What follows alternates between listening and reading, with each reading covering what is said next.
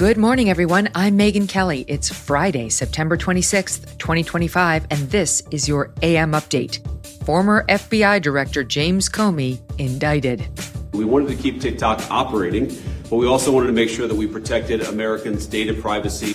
President Trump signs an executive order bringing the U.S. one step closer to making a deal with China on TikTok. A new report shows spring economic growth was much stronger than anticipated. He wrote that he intended to maximize lethality against ICE personnel and to maximize property damage. Officials release more information about the motive of the alleged gunman who opened fire on a Dallas ICE facility. And the New Jersey governor's race is neck and neck. Could the GOP flip the state red? All that and more coming up in just a moment on your AM update. You know those movies that tell the stories of real-life heroes with the courage to stand up in the face of indescribable evil and hatred to protect and save others? They're important, especially now when the world seems to need heroes more than ever. Bao, Artist at War, is a film about how art and love can save lives literally and spiritually. It's the remarkable true story of Joseph Bao, a gifted artist and master forger who risked his life to save others during the Holocaust. There, he not only found the strength to survive, but also an unexpected love with Rebecca, a woman whose courage matched his own. Their secret wedding, held inside a concentration camp, was later immortalized in the film Schindler's List. Bao, Artist at War, opens only in theaters for a limited run beginning September 26th.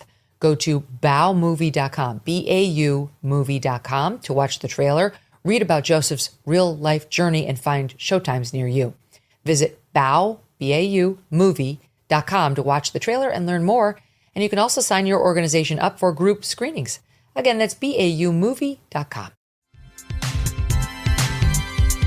A federal grand jury in Virginia indicting former FBI Director James Comey yesterday on one count of making false statements and one count of obstruction. The investigation into Comey reportedly centering around alleged lies he told to the Senate Judiciary Committee on September 30th, 2020, regarding the Trump-Russia FBI probe nicknamed Crossfire Hurricane. The accusation that he authorized leaks of information to the press, then lied about it under oath and obstructed justice in thwarting Congress's oversight of the FBI. The charge of lying to Congress has a 5-year statute of limitations, meaning prosecutors faced a Tuesday deadline to bring charges against Comey. Attorney General Pam Bondi posted on social media, quote, "No one is above the law," a sentiment echoed by current FBI Director Kash Patel. President Trump responding, quote, "Justice in America, one of the worst human beings this country has ever been exposed to, is James Comey." Comey himself posting this video to social media. My family and I have known for years that there are costs to standing up to Donald Trump, but we couldn't imagine ourselves living any other way. We will not live on our knees, and you shouldn't either. Somebody that I love dearly recently said that fear is the tool of a tyrant, and she's right, but I'm not afraid, and I hope you're not either. I hope instead you are engaged, you are paying attention, and you will vote like your beloved country depends upon it, which it does. My heart is broken for the Department of Justice, but I have great confidence in the federal judicial system, and I'm innocent. So let's have a trial and keep the faith. The charge is brought by acting U.S. Attorney for the Eastern District of Virginia, 36-year-old Lindsay Halligan, the president's former personal attorney. Attorney General Bondi appointing Halligan to the job on Monday, despite her lack of experience in the criminal law and in prosecuting cases, to replace Eric Siebert, who left the position last Friday, reportedly over his reluctance to pursue charges against the president's enemies, including New York State Attorney General Letitia James. Siebert saying he resigned. President Trump saying last Saturday he fired Siebert. Later that same evening, Mr. Trump, in a post on Truth Social addressed to Pam Bondi, writing, quote, "What about Comey, Adam Shifty Schiff, Letitia? They're all guilty as hell, but nothing's being done. Justice must be served now." The president's critics, including Maryland Democratic Senator Chris Van Hollen, Minnesota Senator Amy Klobuchar, a Dem, and Connecticut Democratic Senator Dick Blumenthal, sounding the alarm. This is a political prosecution, pure and simple. It's Exhibit A of the corruption of this Department of Justice and our justice system. And it comes in line with all the other lawless things President Trump is doing. Anybody who thinks we're on the way to authoritarianism is wrong. We are there. Trump ordered this prosecution. He is literally weaponizing the Justice Department. I think we all ought to be frightened today, because if Donald Trump can populate the Department of Justice with federal prosecutors throughout the country, nobody is safe. After Trump was indicted, all three of these lawmakers declared no one is above the law. Okay. President's critics say they're upset this indictment appears to have been at the behest of the president.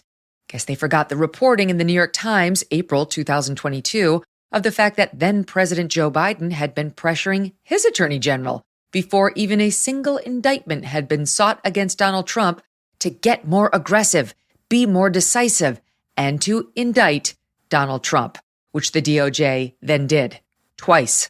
Not to mention the state prosecutions in New York and Georgia, both of which had federal help. Attorneys Mike Davis and Dave Ehrenberg will be on the Megyn Kelly Show later today to unpack the charges, along with Just the News journalist John Solomon. President Trump signing an executive order yesterday clearing the way for American investors to run a separate U.S.-based version of Chinese app TikTok in compliance with a ban signed under the Biden administration.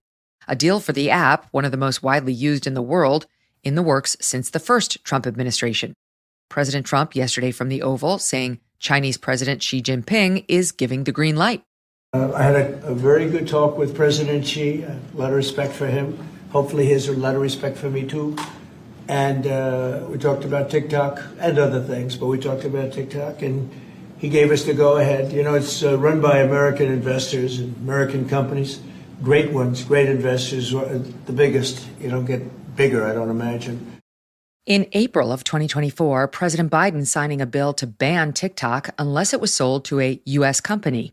It was a ban first floated by President Trump during his first term.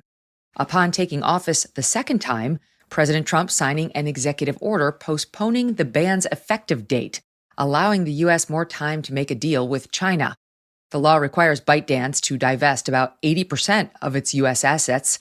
According to the executive order, TikTok's U.S. operations and a copy of its highly addictive, highly coveted algorithm will be spun off into a new U.S.-based joint venture.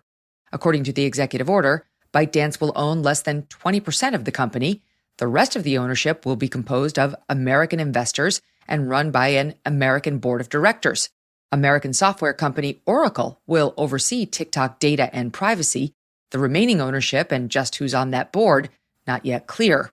However, CNN reporting that the ownership is likely to include several companies owned by right-wing billionaires, including Mark Andreessen and the Murdoch family.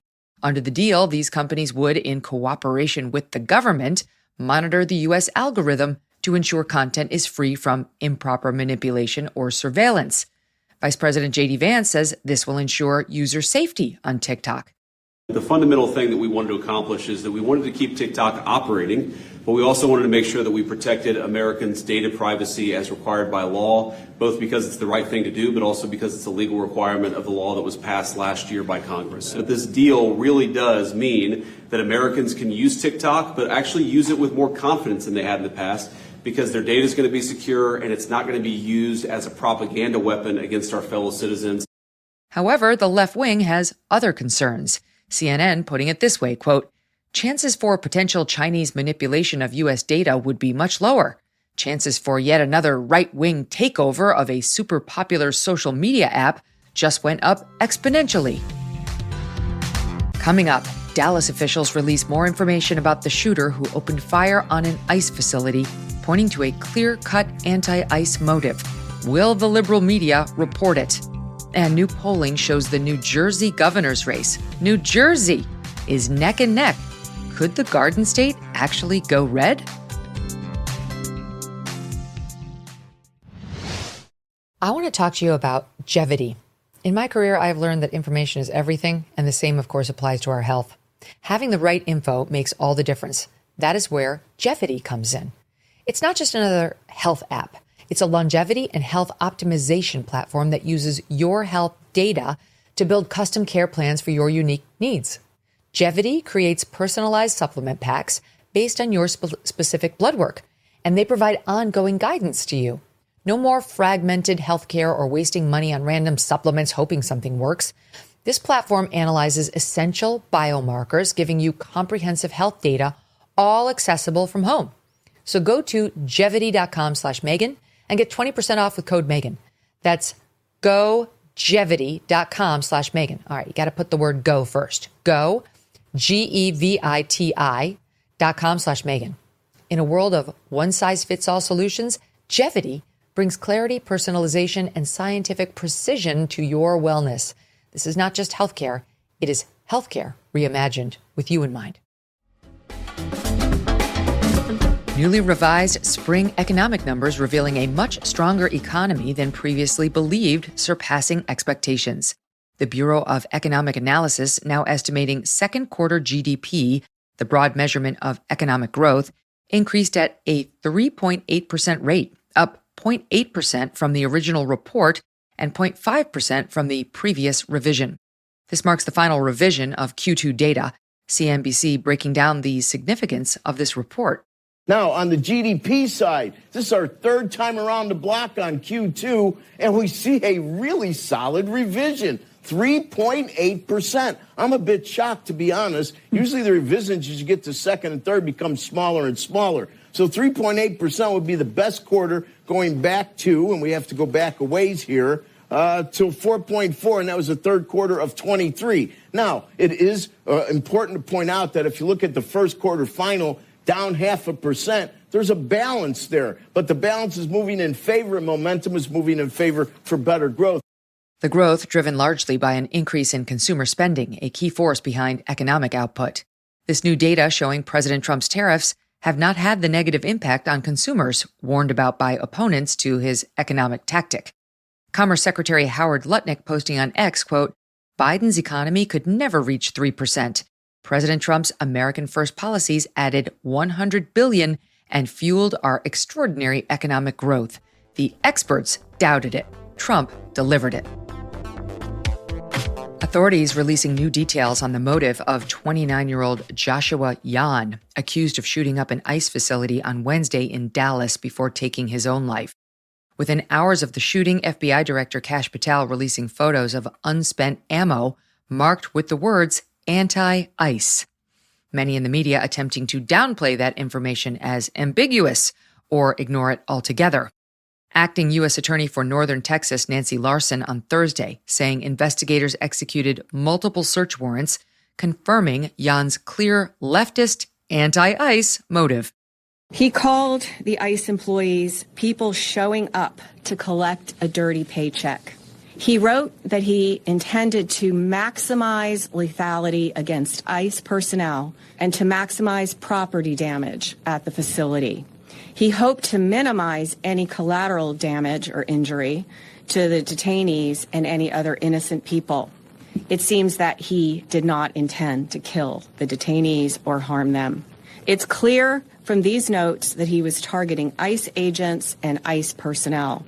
He also hoped his actions would give ICE agents real terror of being gunned down, and he did this to induce constant stress in their lives. He hoped his actions would terrorize ICE employees and interfere with their work, which he called human trafficking. And this, what he did, is the very definition of terrorism. Authorities say the attack was planned months in advance. The gun used in the shooting, a bolt-action rifle similar to the one used to kill Charlie Kirk, was legally obtained in August. According to FBI Director Patel, the alleged shooter searched Charlie Kirk shot video multiple times in the days leading up to the attack. Investigators believe Yan traveled to the facility in his car around 3 a.m., bringing a ladder with him to access the roof. Around 6:30 a.m., Yan began firing indiscriminately toward the building, shattering windows and striking a van carrying law enforcement officials and ICE detainees. One detainee killed in the attack and 2 others were shot. No law enforcement agents were injured in the shooting despite the shooter's stated intent. Director Patel also confirming in the lead-up to the attack, Jan used apps to track the movement of ICE agents. Press Secretary Caroline Leavitt posting on X, quote, 3 months ago, CNN irresponsibly gave free publicity to an app that recklessly shares the location of ICE agents. Leavitt calling the liberal media, quote, complicit in the increased threats and violence against ICE.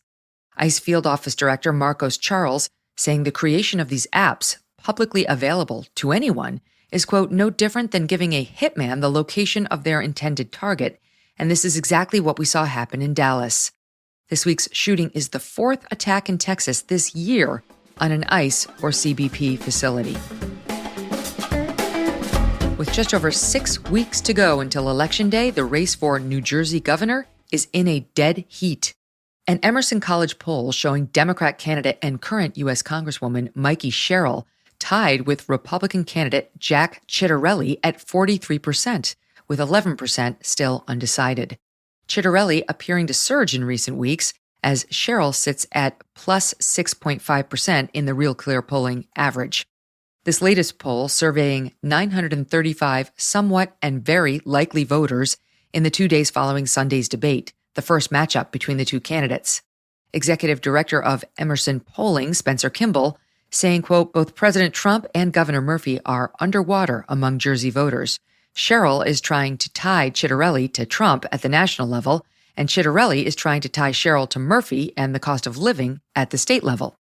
Ciattarelli arguing during the campaign Governor Murphy's pro-wind energy policies are largely to blame for the rise in energy costs, as Sherrill blames lack of transparency from utility companies, advocating for building more green energy sources. President Trump, who has endorsed Ciattarelli, posting to Truth Social, quote, wow, a just-out poll has Jack Ciattarelli essentially beating close to incompetent Mikey Sherrill in the race for governor of New Jersey. Jack is tough on crime and cutting taxes, 2 things that people really demand today. He will be a great governor. This election marking Ciattarelli's 3rd run for governor, narrowly losing in 2021 to Governor Phil Murphy in a 51-48 result. That result coming in much closer than anticipated. In 2024, President Trump losing the state to Kamala Harris by about 250,000 votes, also a much closer margin than expected. Sherrill built her political brand on her service as a helicopter pilot in the Navy, her campaign logo containing a chopper, the top of her website featuring the candidate in a flight jacket. Just hours after the latest polling dropped on Thursday, the New Jersey Globe reporting Sherrill did not walk with her graduating class at the Naval Academy in 1994 amid a massive cheating scandal. 24 midshipmen expelled after the answers to an electrical engineering exam were shared among classmates in 1992. Sherrill rejected a request to release the records, though telling the Globe, quote, I didn't turn in some of my classmates, so I didn't walk, but I graduated and was commissioned as an officer in the U.S. Navy. The candidates face off in another debate on Tuesday next week. And that'll do it for your AM update. I'm Megyn Kelly. Join me back here for the Megyn Kelly Show, live on SiriusXM Triumph Channel 111 at noon East, on youtube.com/Megyn Kelly, and on all podcast platforms.